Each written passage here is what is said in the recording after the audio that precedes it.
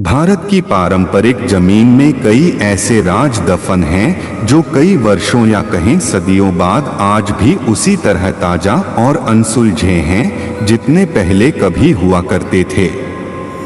ये रहस्य कुछ ऐसे हैं जिन्हें जितना सुलझाने की कोशिश होती है ये उतना ही उलझते जाते हैं। ऐसा ही एक राज राजस्थान के जैसलमेर जिले के कुलधरा गांव में भी दफन है। यह गांव पिछले 170 सालों से वीरान पड़ा है। एक ऐसा गांव जो रात ही रात में वीरान हो गया और सदियों से लोग आज तक नहीं समझ पाए कि आखिर इस गांव के वीरान होने का राज क्या था। कुलधरा गांव के वीरान होने को लेकर एक अजीबोगरीब रहस्य है। दरअसल कुलधरा की कहानी शुरू हुई थी आज से करीब 200 साल पहले, जब कुलधरा खंडहर नहीं था बल्कि आसपास के 84 गांव पालीवाल ब्राह्मणों से आबाद हुआ करते थे। लेकिन फिर जैसे कुलधरा को किसी की बुरी नजर लग गई। वो शख्स था रियासत का दीवान सालम सिंह, अय्याश दीवान सालम सिंह, जिसकी गंदी नजर गांव की एक खूबसूरत लड़की पर पड़ गई थी। दीवान उस लड़की के पीछे इस कदर पागल था कि बस किसी तरह से उसे पा लेना चाहता था। उसने इसके लिए ब्राह्मणों पर दबाव बनाना शुरू कर दिया। हद तो तब हो गई कि जब सत्ता के मद में चूर उस दीवान ने लड़की के घर संदेश भिजवाया कि यदि अगले पूर्णमासी तक उसे लड़की नहीं मिली तो वह गांव पर हमला करके लड़की को उठा ले जाएगा। दीवान और गांव वालों की ये लड़ाई अब एक कुंवारी लड़की के सम्मान की भी थी और गांव के आत्मसम्मान की भी। गांव की चौपाल पर पालीवाल ब्राह्मणों की बैठक हुई और 5000 से ज्यादा परिवारों ने अपने सम्मान के लिए रियासत छोड़ने का फैसला ले लिया। कहा जाता है कि निर्णय लेने के लिए सभी 84 गांव वाले एक मंदिर पर इकट्ठा हो गए और पंचायतों ने फैसला किया कि कुछ भी हो जाए अपनी लड़की उस दीवान को नहीं देंगे। अगली शाम कुलधरा कुछ यूं वीरान हुआ कि आज परिंदे भी उस गांव की सरहदों में दाखिल नहीं होते। कहते हैं गांव छोड़ते वक्त उन ब्राह्मणों ने इस जगह को श्राप दिया था। आपको बता दें कि बदलते वक्त के साथ 82 गांव तो दोबारा बन गए, लेकिन 2 गांव कुलधरा और खाभा तमाम कोशिशों के बाद भी आज तक आबाद नहीं हुए हैं।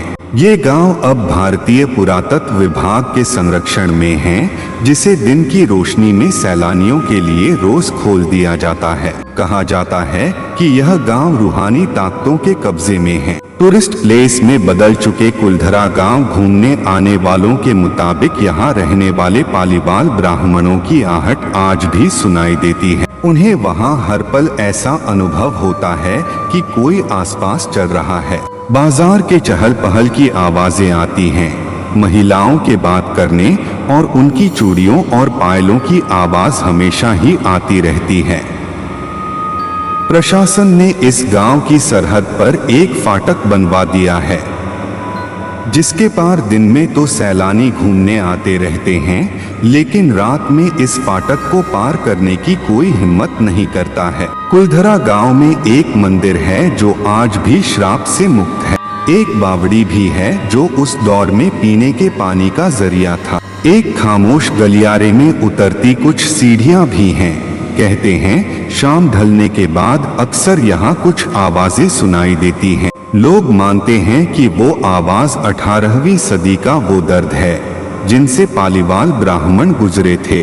गांव के कुछ मकान हैं जहां रहस्यमय परछाई अक्सर नजरों के सामने आ जाती है। दिन की रोशनी में सब कुछ इतिहास की किसी कहानी जैसा लगता है, लेकिन शाम ढलते ही कुलधरा के दरवाजे बंद हो जाते हैं और दिखाई देता है रूहानी ताकतों का एक रहस्यमय संसार। लोग कहते हैं कि रात के वक्त यहाँ जो भी आया वो हादसे की शिकार हो गया। मई 2013 में दिल्ली से भूत प्रेत व आत्माओं पर रिसर्च करने वाली पैरानॉर्मल सोसाइटी की टीम ने कुलधरा गांव में रात बिताई। टीम ने माना कि यहाँ कुछ न कुछ असामान्य जरूर है। शाम के वक्त उनका ड्रोन कैमरा से गांव की तस्वीरें ले रहा था, लेकिन उस बावड़ी के ऊपर आते ही वो कैमरा हवा में गोते लगाता हुआ जमीन पर आ गिरा। जैसे कोई था जिसे वो कैमरा मंजूर न हो। ये सच है कि कुलधरा से हजारों परिवारों का पलायन हुआ।